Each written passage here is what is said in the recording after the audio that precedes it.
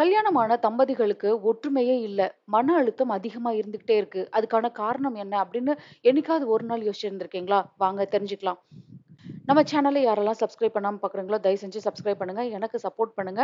Like பண்ணுங்க. இன்னும் யாருக்காவது இந்த வீடியோவ கொண்டு போணும் அப்படின்னு நினைக்கிறீங்களா? தாராளமா ஷேர் பண்ணுங்க.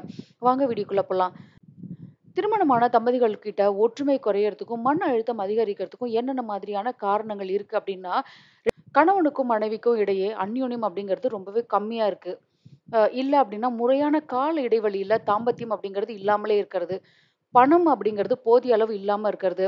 மனதுக்கு பிடிக்காம ஒருத்தர திருமணம் செஞ்சுக்கிறது. அது ஆணாகட்டும், பெண்ணாகட்டும். அந்த மாதிரி திருமணம் செஞ்சுக்கிட்டு கடமைக்கு அப்படின்னு சொல்லி வாழ்றது. பிற தம்பதிகளோட தனது கணவனே ஆகட்டும், இல்ல மனைவியாகட்டும் ஒப்பிட்டு பேசுறது. அப்படி இல்ல அப்படின்னா, குறைகள எப்ப பார்த்தாலும் சுட்டி காட்டிக்கிட்டு, அதாவது குத்தி காட்டி பேசிக்கிட்டே இருக்கிறது. இல்லன்னா குற்றம் சாட்டிக்கிட்டே இருக்கிறது. இந்த மாதிரி சொல்லிக்கிட்டே போலாம். இதுலேருந்து நிவர்த்தி பெறணும் அப்படின்னா என்ன பண்ணலாம்னா, மாதம் இருமுறையாவது தாம்பத்தியம் அப்படிங்கிறது சிறப்பா இருக்கணும். கணவனுக்கும் மனைவிக்கும் இடையில. மனதுக்கு பிடித்த வாழ்க்கை துணைய அமைச்சுக்கோங்க. உருவத்த விட உள்ளத்துக்கு முக்கியம் தரணும். கண்டிப்பா. அது ஆணாகட்டும், பெண்ணாகட்டும்.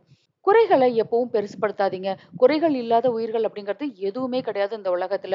ஏன் இறைவன்ட்ட கூட குறைகள் நெறைய இருக்கு. அப்படிங்கிறத என்னைக்கும் மறக்காதீங்க. பணம் வாழ்க்கைக்கு தேவையான ஒரு விஷயம். நான் அதை மறுக்கவே கிடையாது. எல்லாரும் அந்த பணத்துக்காக தான் ஓடிக்கிட்டே இருக்கோம். ஆனா, பணம் மட்டுமே வாழ்க்கை இல்ல. அத என்னைக்குமே மறக்காதீங்க.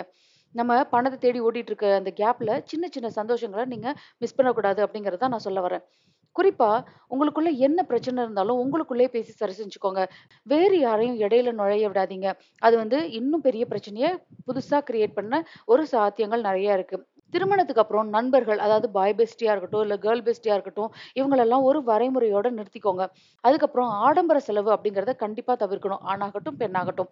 காலாகாலத்துல குழந்தை அப்படிங்கிறது ரொம்பவே ஒரு முக்கியமான ஒரு விஷயம். அப்பதான் அந்த கணவனுக்கா இருக்கட்டும், மனைவிக்கா இருக்கட்டும் ஒரு பாண்ட் அப்படிங்கிறது கண்டிப்பா கிரியேட் ஆகும் அந்த குழந்தைய வச்சு. அதனால காலாகாலத்துக்கு ஒரு குழந்தைய பெத்து எடுக்கணும் அப்படிங்கிற ஒரு எண்ணத்த எப்பவும் வச்சுக்கோங்க. அதுக்கப்புறம் என்ன அப்டின்னா, முக்கியமான ஒரு விஷயம். சினிமால வர மாரி, நாடகத்துல வர மாரி, இல்ல டிவி நிகழ்ச்சிகள்ல வர மாரி, இல்ல கலைத்துறையினர் யாரையாவது பார்த்து, அவங்களோட உடையாகட்டும், அவங்களோட வாழ்க்கை முறைய பார்த்து உங்களுக்கு நீங்களே சூடு போட்டுக்காதீங்க. உங்களுக்கு இது புரியும்னு நெனைக்கிறேன். இந்த தகவல் உபயோகமா இருந்தது அப்டின்னா, நம்ம சேனலுக்கு சப்போர்ட் பண்ணுங்க, சப்ஸ்கிரைப் பண்ணுங்க, மறக்காம லைக் பண்ணுங்க. இந்த தகவல் வேற யாருக்காவது சொல்லணும் அப்டின்னு நீங்க நெனச்சிருந்தீங்க அப்டின்னா, தாராளமா ஷேர் பண்ணுங்க. நன்றி.